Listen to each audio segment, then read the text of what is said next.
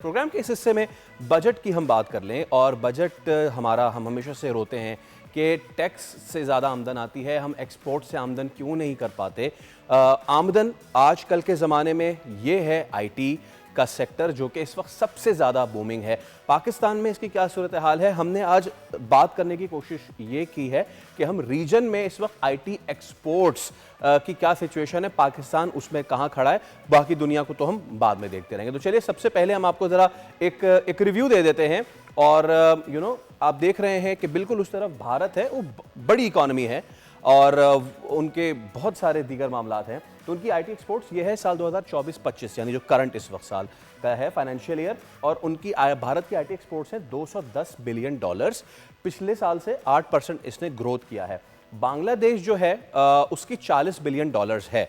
अब आप ये देख लें कि अगर हम, बहुत सारे लोग ये कह रहे होंगे कि अरे इंडिया और पाकिस्तान का क्या मुकाबला, तो चलिए पाकिस्तान और बांग्लादेश का ही मुकाबला करके देख लेते हैं। बांग्लादेश की आबादी बहुत छोटी है, पाकिस्तान की आबादी बहुत बड़ी है, मार्केट छोटी बड़ी है और आईटी वैसे मार्केट पे इतना डिपेंड नहीं करती। इट्स अबाउट कि हम कितना उसमें एक्सेल कर रहे हैं प्रोडक्ट बनाने में और उसको बेचने में, ऐप्स बनाने में, सॉफ्टवेयर बनाने में। तो बांग्लादेश की आईटी एक्सपोर्ट्स पाकिस्तान से ज़्यादा है, 40% रही 2024-25 के साल में, और उसमें ये भी आप देख लें कि ये 22% डिक्लाइन के बाद $40 बिलियन रही है। पाकिस्तान, देयर यू गो, हालांकि इसमें 24% ग्रोथ हुई है, लेकिन इस ग्रोथ के बावजूद हम पहुंचे हैं $3.233 बिलियन पे। इसका तकाबुल कर लेते हैं पिछले साल से, यानी कि 2023-24 में क्या क्या रही हैं। If you can play that slide तो हम इसको बता सकते हैं। देयर यू गो, इंडिया की 2023-24 में $194 बिलियन ऑलरेडी थी। तो जो लोग समझ रहे हैं कि सिर्फ 8% ग्रो हुई है, भाई 8% भी बहुत है। बांग्लादेश, क्योंकि उनके यहाँ सियासी टर्मोइल आया था, तो उनकी जो 2 साल पहले आईटी एक्सपोर्ट्स थे देवर $51.3 बिलियन, जो कि पाकिस्तान के 2023-24 के फाइनेंशियल ईयर से बहुत ज़्यादा है। It was $2.596 billion. तो ये वो तकाबुल था। बांग्लादेश ने बुरा किया, उसके बावजूद उनकी आईटी एक्सपोर्ट्स इस साल बहुत ज़बरदस्त रही। पाकिस्तान ने बहुत अच्छा किया, 24% बढ़ाई, लेकिन उसके बावजूद हम 2 से ऑब्वियसली $3.233 बिलियन पे आ सके। अब जो माहिरीन हैं वो क्या तजावीज़ पेश कर रहे हैं इस बार के बजट में कि वो क्या इस्लाहात लाई जाएं जिससे हमारी आईटी इंडस्ट्री ग्रो कर सके, जिससे हम आईटी इंडस्ट्री हमारे बजट को थोड़ा सहारा दे सके। तो क्या रिकमेंडेशंस है, please let's go with that. और पहली रिकमेंडेशन हम आपको बता रहे हैं जो कि पाशा ने दी है, और वो ये कि भाई जो टैक्स पॉलिसी है ना, एक तो ये कि उसको आप मुस्तकिल रखिए और लॉन्ग लास्टिंग रखिए। पाकिस्तान का सबसे बड़ा मसला सिर्फ यहाँ नहीं, हर इदारे का ये है कि मुस्तकिल मिजाजी नहीं है किसी भी चीज़ में। तो अगर आप कोई टैक्स पॉलिसी ला रहे हैं, ऐसा ना हो कि इस साल कुछ हो अगले साल कुछ हो, ताकि एक चीज़ विजन क्लियर हो जाए कि हमने इस हिसाब से चलना है। तो एक तो चीज़ ये हो गई। Moving on to the next thing, और नेक्स्ट जो चीज़ है वो अगर हम आपको बताएं कि क्या इसमें तजावीज़ पेश की जा रही हैं, तो एक फिक्स टैक्स रिजीम है।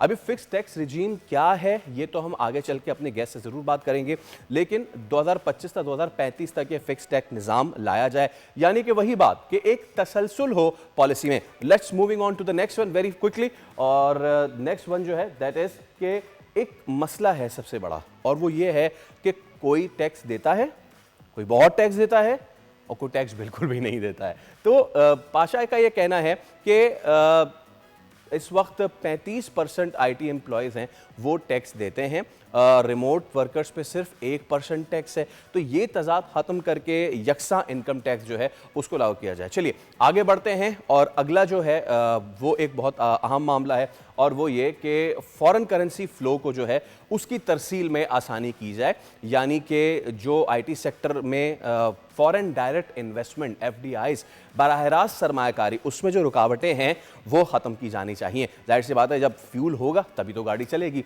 इसके बाद नेक्स्ट तो तजवीज़ है जो कि इस वक्त आई है सामने, और वो ये है कि हिरासा करना बंद किया जाए। ये एक बहुत ही बड़ी चीज़ है। 6 लाख नौकरियां जो हैं वो दाव पर हैं। अब ये क्यों है ऐसा, कौन हिरासा कर रहा है, क्या मामला है, इस पर भी हम आगे चल के बात करेंगे। अगली तजवीज़ जो कि आईटी सेक्टर देता है अपने आप को इम्प्रूव करने के लिए, वो है ये कि डिजिटल पाकिस्तान नागुज़ीर है।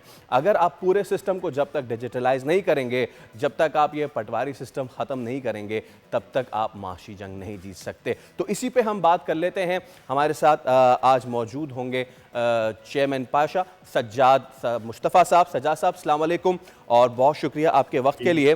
सो द थिंग इज़ कि वो तमाम तर तजावीज़ जो पाशा ने दी हमने बताई, लेकिन उससे पहले जब हम नंबर गेम्स की बात कर लेते हैं और रीजन की बात कर लेते हैं, भारत को छोड़ देते हैं, ठीक है, वहाँ मुकाबला हम आईटी में शायद ना कर पाएँ, but when it comes to Bangladesh 2023-24 के मुकाबले 2024-25 में उनकी जो ग्रोथ थी वो गिरी, उसके बावजूद वो हमसे कई गुना ऊपर हैं, कई गुना ऊपर। $40 बिलियन के आईटी एक्सपोर्ट्स वर्सेस $3.233 बिलियन के IT exports. So my question is why is that so, क्यों?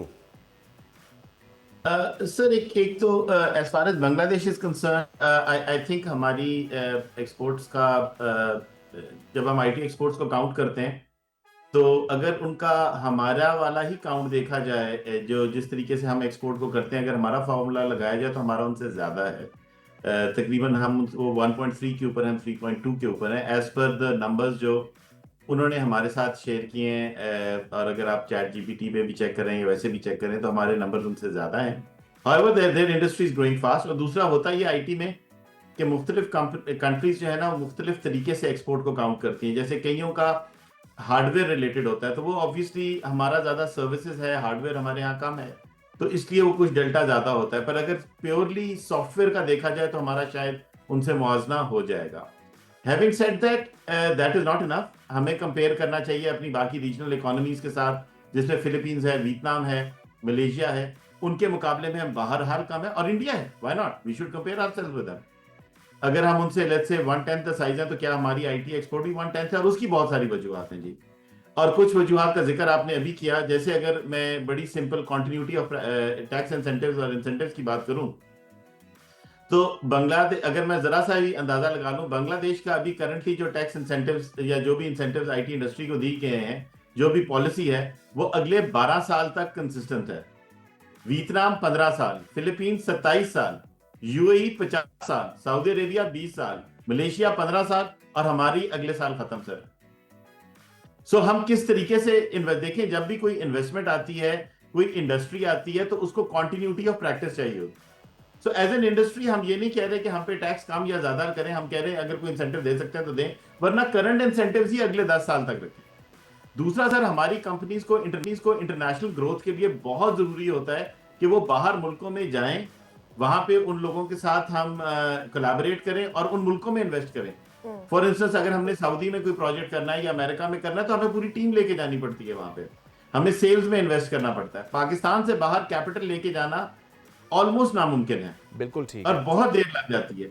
सो हमारी गवर्नमेंट से ये है कि जो कैपिटल रिपैट्रिएशन का तरीका है उसको काइंडली ऑटोमेट करें, उसे डिजिटाइज करें और उसमें थोड़ी रिलैक्सेशन दें, ताकि, और हम ये नहीं कह रहे कि हम आपसे मार्केट से, हुकूमत से डॉलर लेके बाहर जाएंगे। हम कह रहे हैं जो डॉलर हम कमा के लेके आए एज एन एक्सपोर्ट, हमें उसी की इजाजत देनी चाहिए कि वो हम बाहर ले जाएं, क्योंकि उससे हम फर्दर इन्वेस्ट करके ग्रो नहीं कर पाते। राइट। और ये सजाद साहब बहुत शुक्रिया आपका। फैसल, आई थिंक ये कि हमारी पॉलिसी कंसिस्टेंसी किसी भी शोबे में नहीं है, it's not just the IT thing. और मेरे ख्याल में हर इन्वेस्टर और हर जो भी मैन्युफैक्चरर है वो एक ही मुतालबा कर रहा है कि पॉलिसी जो आपकी कंसिस्टेंट हो, that is what is going to actually help Pakistan in the long run. Subscribe करें और बेल दबाएं ताकि कोई खबर रह न जाए।